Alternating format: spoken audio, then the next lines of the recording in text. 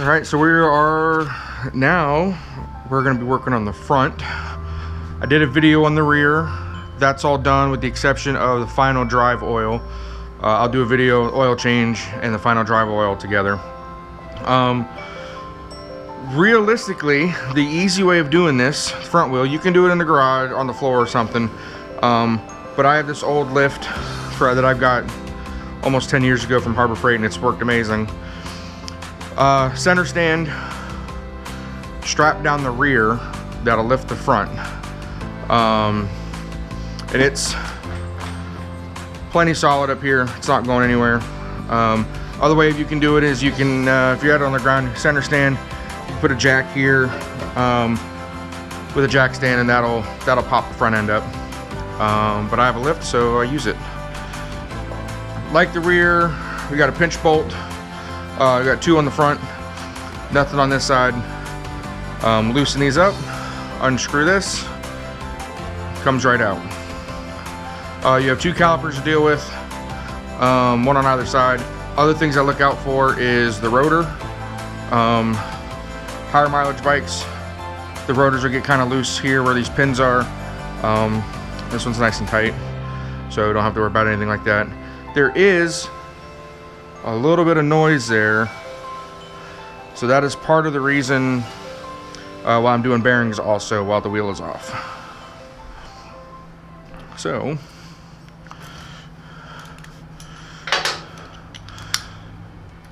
like with the rear, you can just loosen these pinch bolts. You don't have to take them all the way out. I also take the calipers off. It's one less thing to deal with trying to slide this out.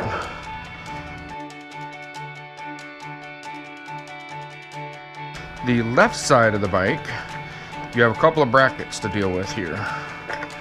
You got one that holds on the ABS on the back side, and one that holds it on the outside of the caliper bracket here.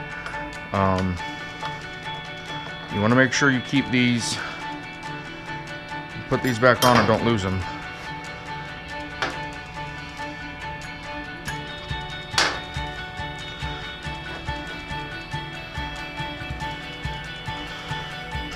Alright, and like with the rear, I like to hang calipers up. We're not putting a whole bunch of stress on the brake lines.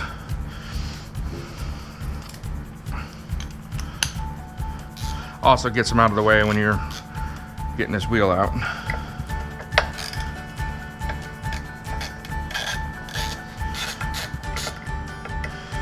One little bolt here for the ABS ring. This one's a little bit easier to see where this notch is. So you have one here and one here, and then a little notch on the fork, and that is in there so this doesn't lock back and forth. It's a little difficult to see on the rear, but it is the same deal.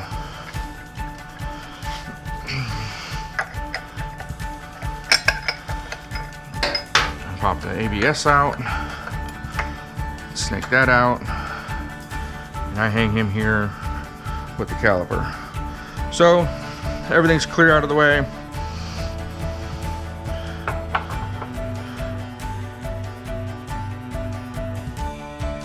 Alright, you got a spacer on the right side, and you got the ABS ring on the left side. And then just work it on out. So pretty much the same process doing the bearings on this as the rear. You get in here and you pop them out from the back side, try to find that lip on either end and go from there. This has 2 seals. Got the bearings here, 2 seals, 2 bearings. That's all there is to it. This one's pretty easy. So we'll pop the seals out. We'll work on the bearings once we get this old wheel off.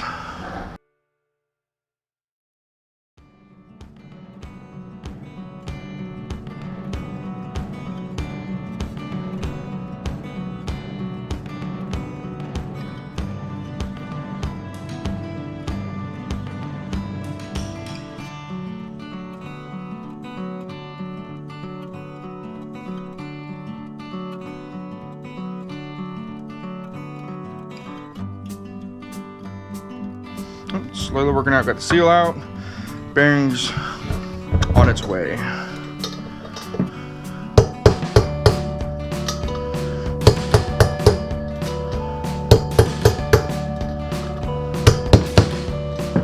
That's it. Almost, so close.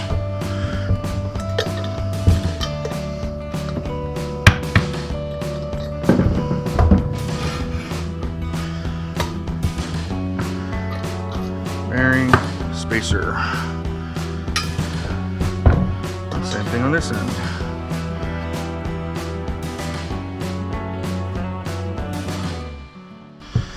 Alright, that bearing's out also. Yeah, these bearings are definitely toast.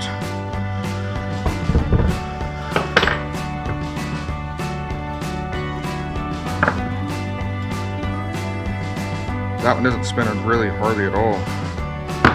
There's definitely some moisture in there. I mean, I have ran this thing through creeks. It's been on multiple beaches. It's been on the Atlantic beach, it's been on the Pacific beach.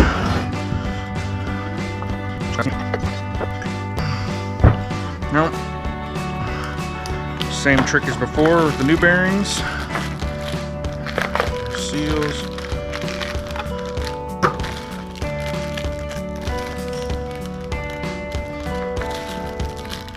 Interesting seals. They are much different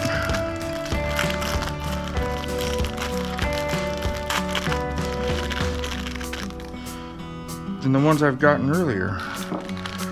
Oh, that's because these are the wrong bearings.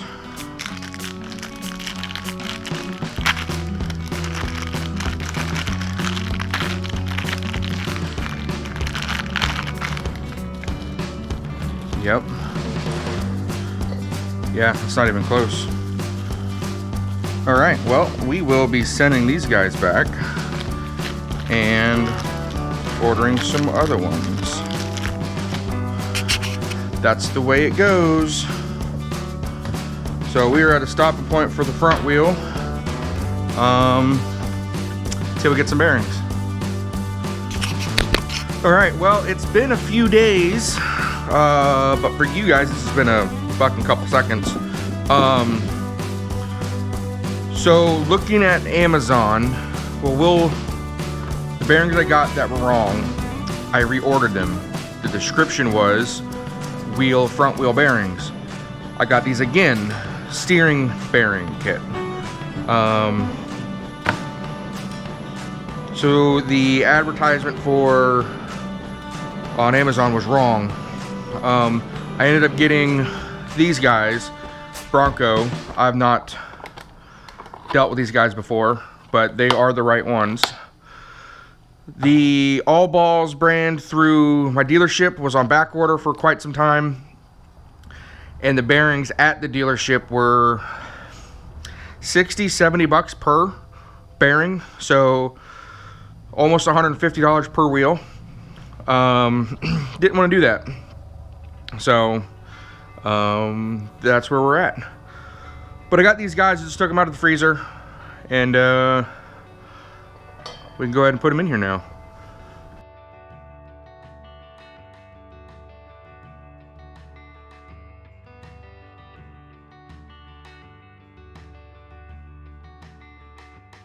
Alright, that guy is set in all the way. And then same with this side.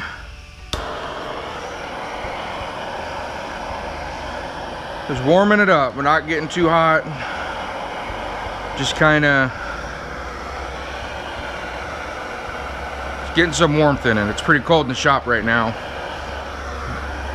So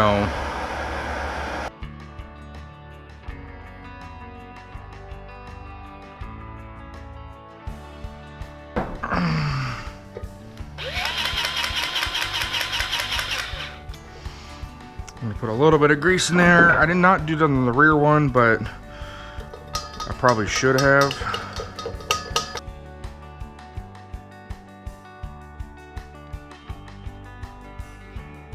All right, got the bearings in. These Bronco bearings, I'm not happy with putting them in. They definitely took a lot more doing to get in than the all ball stuff. So I guess it is what it is. I'm gonna order a set of all ball stuff, and after this trip we're gonna pop these back out and put those ones in. But anyway, we're gonna take off these old weights.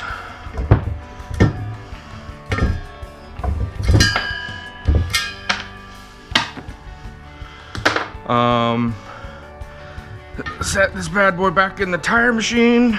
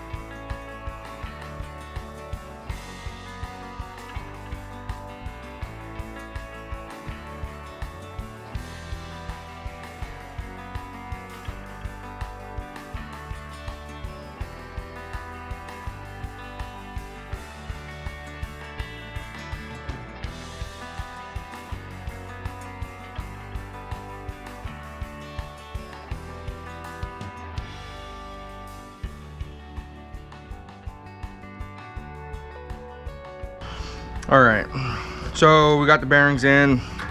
We're not the easiest. These Bronco bearings, they did not go in quite as easy as the all balls did. So I think we will be doing some changes when we have the opportunity to. So let's go ahead and get this guy in here.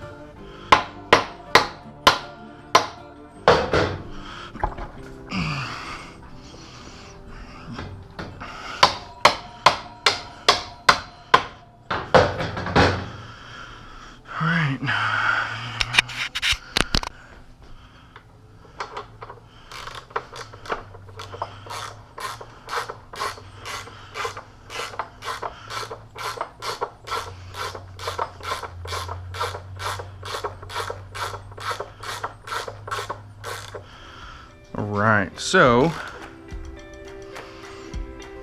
we got this in here. Remember that notch for clocking the ABS. Very important. That tight. We will torque that down in a minute. Wipe up all this excess grease.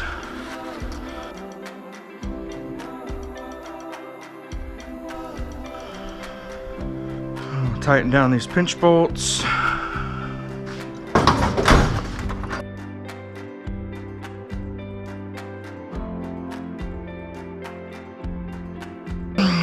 Now, brake time. So, we'll start with this one.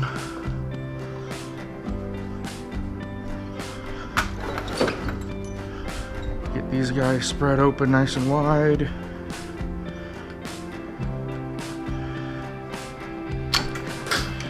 These are not near as bad as the ones in the back, because these guys are EBC brakes, and they are definitely where it's at for brakes.